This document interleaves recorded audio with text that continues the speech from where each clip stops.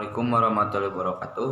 Perkenalkan, nama saya Muhammad David dari Penjas NPM 180.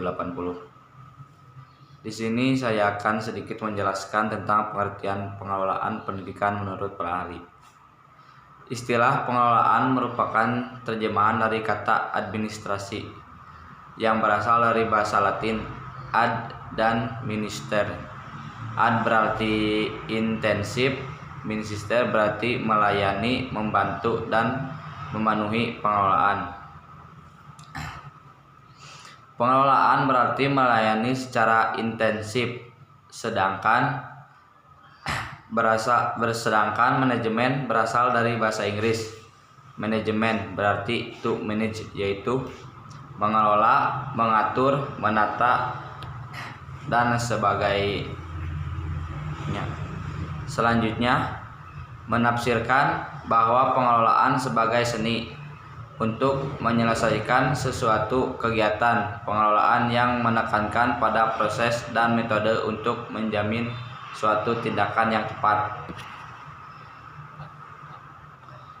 Berikut ini adalah pendapat dari beberapa ahli yang menurut Wardoyo memberikan definisi sebagai berikut. Pengelolaan adalah suatu rangkaian kegiatan yang berantikan perencanaan, pengorganisasian, penggerakan, dan pengawasan dalam mencapai tujuan yang tidak ditetapkan sebelumnya.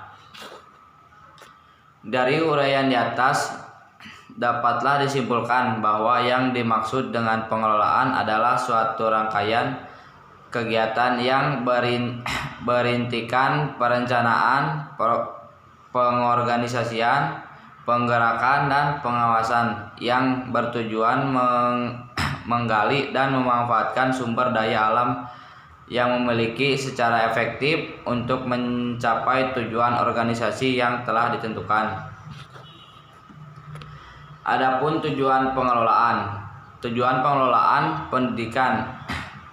Pengelolaan pendidikan dimaksudkan agar pelaksanaan pendidikan dilakukan melalui usaha yang direncanakan secara sistematis dan dapat dievaluasi secara benar, akurat, dan lengkap sehingga mencapai tujuan secara produktif, berkualitas, efektif, dan efisien. Produktif adalah membandingkan hal terbaik antara hasil yang diperoleh dengan jumlah sumber yang dipergunakan. Kualitas menunjukkan kepada suatu ukuran penilaian atau penghargaan yang diberikan atau dikenakan kepada barang atau jasa. Efektivitas adalah ukuran keberhasilan tujuan organisasi. Efisien berkaitan dengan cara, yaitu membuat suatu dengan benar, sementara efektivitas adalah menyangkut tujuan atau efektivitas adalah perbandingan antara rencana tujuan yang dicapai.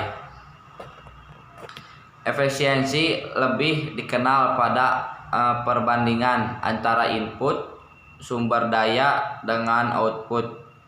Efisien pendidikan adalah bagaimana tujuan itu dicapai dengan memiliki tingkatan efisien waktu, biaya, tenaga, dan sarana.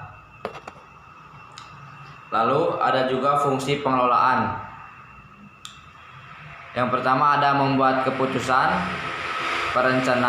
yang kedua merencanakan, yang ketiga mengorganisasikan, yang keempat mengomunikasikan, yang kelima mengawasi, yang keenam dan menilai.